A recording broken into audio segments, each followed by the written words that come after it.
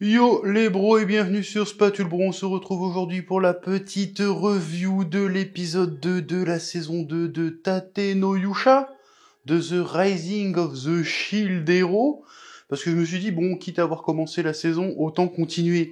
Donc j'ai vu le deuxième épisode, et franchement, faut que je vous dise un truc, je le regarde en toute bonne foi, hein. En toute bonne foi. J'attends. C'est pas, je regarde pas en me disant, tiens, en quoi ça va me déplaire. J'essaye de trouver, justement, quelque chose de cool dedans, en fait.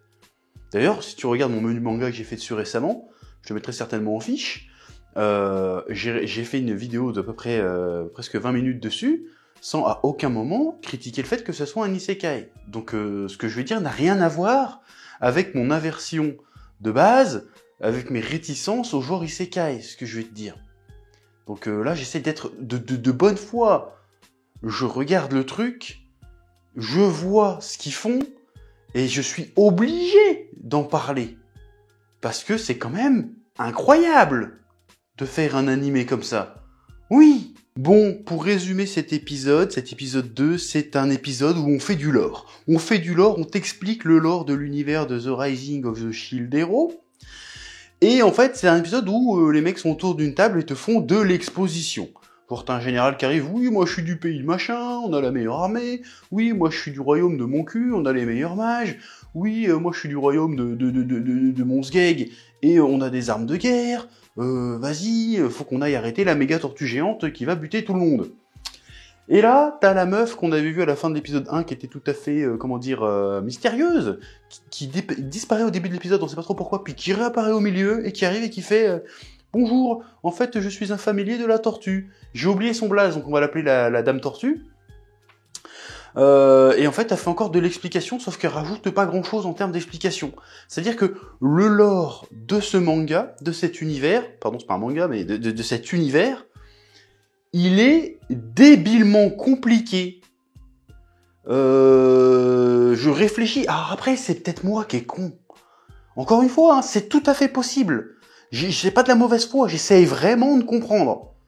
Mais là, ce qu'on nous explique dans cet épisode, pour moi, c'est vraiment genre, ah merde, pour moi, hein, c'est ça l'excuse. L'excuse, c'est en fait, ah merde, le plot de départ que j'avais prévu, en fait, il est pas fait pour tenir sur 126 000 épisodes, donc on va devoir revoir un petit peu ce lore, expliquer plus de trucs, pour pouvoir donner des raisons aux héros de continuer à faire ces trucs. De continuer à motiver des péripéties.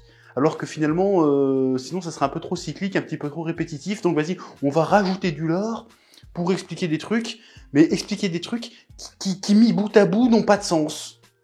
Alors déjà, on apprend que les quatre héros ancestraux ne sont pas les seuls héros, hein. Il y a les 7 héros du clair de lune ou je sais pas quoi, j'ai oublié le blaze, qui sont là, mais qui sont a priori beaucoup moins forts que les héros ancestraux. Et en fait, les héros ancestraux sont invoqués à la base pour contrer les vagues de monstres qui arrivent, on sait pas trop pourquoi, mais avant ça, il y a quand même la tortue spirituelle Reiki, qui envoie ses familiers en forme de pute, parce que c'est clairement une pute, la meuf elle arrive, elle suce des rois, elle leur dit hey, faites la guerre, parce que elle les encourage à faire la guerre pour buter un certain nombre d'âmes, pour qu'ensuite ça empêche les vagues de venir pour tuer encore plus de monde. Donc la question est la suivante, si la tortue fait déjà ça, pourquoi les gens sont obligés d'invoquer des héros ancestraux pour stopper les vagues? Parce que on est bien d'accord qu'à partir du moment où les vagues commencent, c'est que la tortue a échoué dans sa mission. Donc c'est très chelou le truc. Parce que c'est peut-être moi qui ai raté l'explication. Ou alors ça se fait comme ça, c'est-à-dire que d'abord, la tortue essaye d'arrêter les vagues, d'empêcher les vagues d'arriver, en essayant de buter des gens, en forçant les gens à s'entretuer. Ok, ça échoue. Les vagues commencent, les héros essayent d'arrêter les vagues, mais si les héros n'arrêtent pas les vagues, du coup, la tortue sort de son sommeil et va éclater les gens pour empêcher que les vagues les éclatent aussi. Et même en te disant ça comme ça, je trouve que c'est débile. Mais admettons que ce soit ça. Mais dans ce cas-là, à l'heure actuelle, dans l'univers de The Rising of the Shield Hero, les héros n'ont pas échoué. Mais en même temps, oui, c'est vrai que la tortue a été libérée par quelqu'un. Donc je dis de la merde, mais t'as compris ce que je voulais dire. Donc c'est très très bizarre, ce lore devient de plus en plus compliqué. On nous a aussi parlé de la reine des Fitorio, je sais pas quoi, les Fitoria, je sais pas quoi, les gros piafs là. Ça commence à devenir débilement compliqué, et tu te demandes depuis le début, en fait, finalement, pourquoi ils se font chier à invoquer des mecs, en fait. Parce qu'ils ont déjà des héros chez eux, ils ont déjà la tortue qui veille sur eux, qu'est-ce qui se passe? C'est quoi ce délire? Donc, le lore commence à devenir débilement compliqué, et quand le lore devient débilement compliqué, c'est pas bon signe. Alors, tu peux avoir un lore complexe, genre le Seigneur des Anneaux, Warhammer, tout ça, ils ont un lore assez complexe, mais complexe, ça veut pas dire compliqué. C'est pas pareil, complexe, ça veut dire que c'est riche. Il y a plein de trucs à comprendre, mais c'est pas compliqué de comprendre le lore du Seigneur des Anneaux, ou compliqué de comprendre le lore de Warhammer, par exemple. C'est un exemple, ou de Warcraft, ou peu importe. Là, ça devient compliqué, je ne comprends pas les tenants et les aboutissants du délire. Bon, déjà, après, il y a beaucoup de zones d'ombre aussi. Qu'est-ce qui provoque les vagues? Quel est l'intérêt des vagues? Bon, a priori, ça serait un délire de récolte d'âmes, apparemment. Ça commence à devenir un peu velu. C'est brouillon. C'est pas spécialement palpitant, du coup. Oui.